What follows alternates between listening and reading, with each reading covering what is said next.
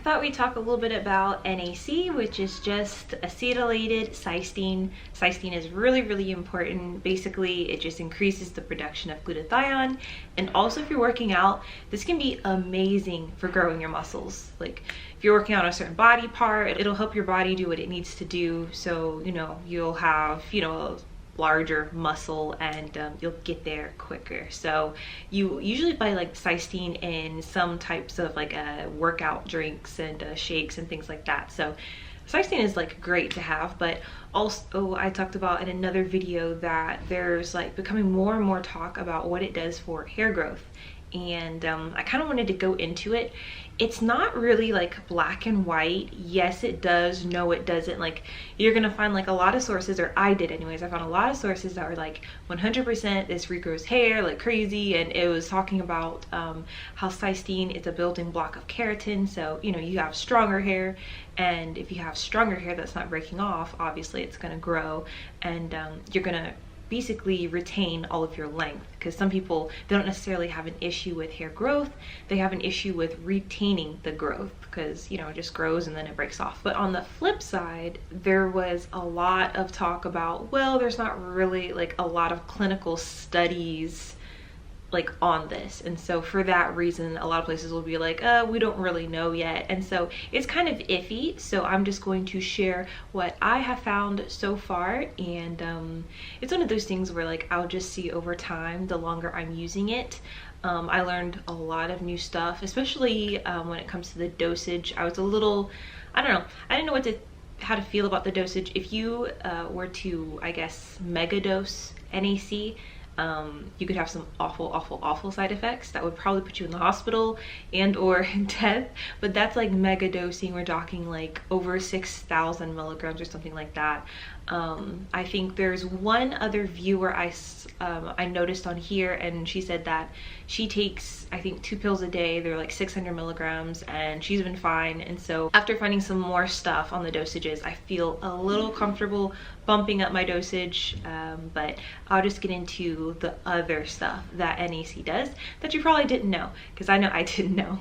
So aside from it increasing the production of glutathione, yay, more glutathione, we all want that.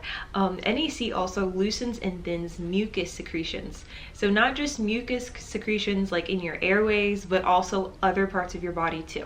Yeah, we're talking about down there, like a cervical mucus. We'll get to why that's so important.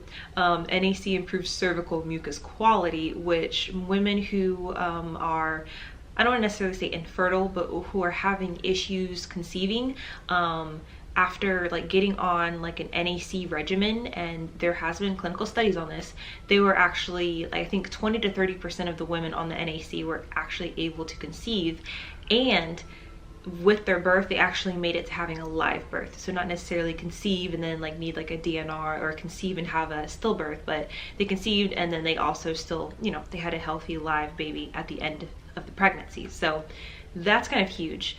Also, NAC can not only help women who are trying to have a baby when it comes to mucus secretions in your airways, people who have like chronic bronchitis and other issues, especially lung issues.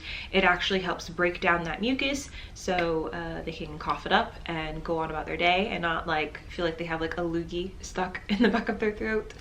Also, NAC reduces inflammation in tissues. For me, when I think of that, I think about inflammation that I get from acne. So I mean, I think that is the biggest plus for me. Obviously, if you have other issues like PCOS or maybe some type of disease, then that could help you in other ways. But for me, it's just like, yay, less large angry acne bumps, which takes it to NAC balances hormones.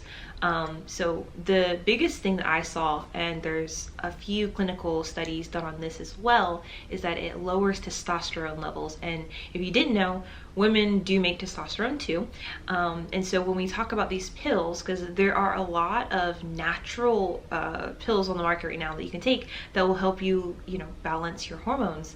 Testosterone is one of the biggest hormones that needs to be balanced in women, because it can lead to acne, so 100%, When I'm having crazy hormonal breakouts, my testosterone is probably higher when that is happening. But also it can like give people hair loss. So men who have overly high amounts of testosterone and their hormones aren't balanced, you know, men have more pattern balding than women do. And so it can be the same thing in women. Women whose hormones are kind of imbalanced, they can have issues with thinning hair or even hair falling out and things like that. So it's not just you have unbalanced hormones and you have hormonal acne. It can also, like, you know, affect your hair too, which is pretty important. Reducing testosterone also helps improve ovulation. So this goes back to women who are having issues conceiving. Obviously ovulation, it's really important. I did not see the link, but one of these clinical studies shows that when you improve the ovulation and you can get it to where, you know, it's happening on time, it also improves the liver detoxification. And so I never saw those two as being like intertwined, but apparently liver detox and ovulation, for some reason, I don't know if they're happening around the same time, but they kind of go hand in hand. This helps women, especially women with PCOS, regulate their periods. And yeah, again, with people who are having problems conceiving, this can actually help them be able to have a baby. Before, like I was saying, oh, well, I'm completely fine with just taking 600 milligrams. There's one study I'm thinking of right now where for acne, people were put on only like 200 milligrams. It was really a really small dose, 200 to 300, and it really helped their acne. So for me, I knew taking 600, oh yeah, I'm already good.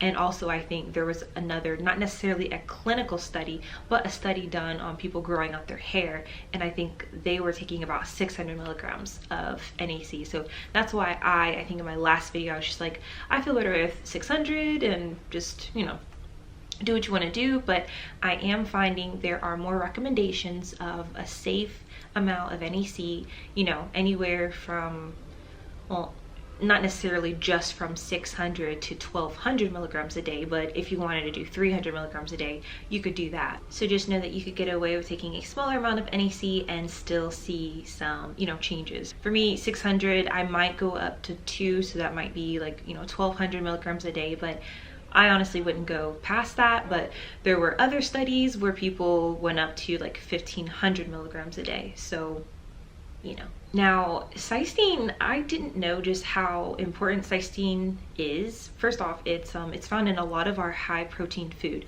This goes back to what it does for your muscles, especially if you're working out.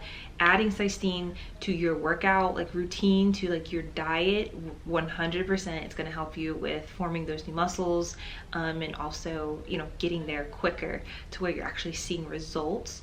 But people who have cysteine deficiencies, like the symptoms of people who are not getting enough cysteine, like they're awful. So the first one that stuck out to me was the lack of pigmentation in hair, which that's just a fancy way of saying gray hairs. So lack of cysteine has been contributed to having gray hair. I mean, there's other things that also contribute to having gray hairs, but cysteine, that was like the first thing that popped up for people who are not getting enough cysteine. The second is lethargy. That just means having low energy. The third was muscle loss, so muscle tone loss, stuff like that, and weakness. So you could see how getting cysteine into your diet is really important for if you're working out, trying to get stronger, and, you know, also if you're trying to like get cut, stuff like that. On the flip side, because like so far we've just been talking about like what it does for your body physically, there are some things that it does for you emotionally and mentally. There are quite a few studies using cysteine for people with bipolar disorder and depression, and it was actually seen that they like their symptoms actually decreased, and I think they even used it with people with like schizophrenia. So there's that, if you're interested in that. It's also been used for people who are abstaining from drugs and even nicotine. The drugs that they talked about, I think aside from nicotine, was like marijuana, and the other was like coke. So it just helped people who were basically getting off of it, like refrain from having those urges to, you know, want it again. So I guess it just helps you with like not craving that. so far, that's all I got on NAC. The more I learn, the more I'll share with you guys. But hopefully this has been helpful.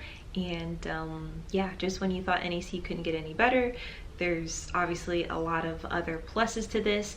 Now that I'm seeing the stuff like about the fertility, if you guys do have a partner and you are active, you might want to make sure that you know, you're taking the proper measures if you're not trying to like have a baby.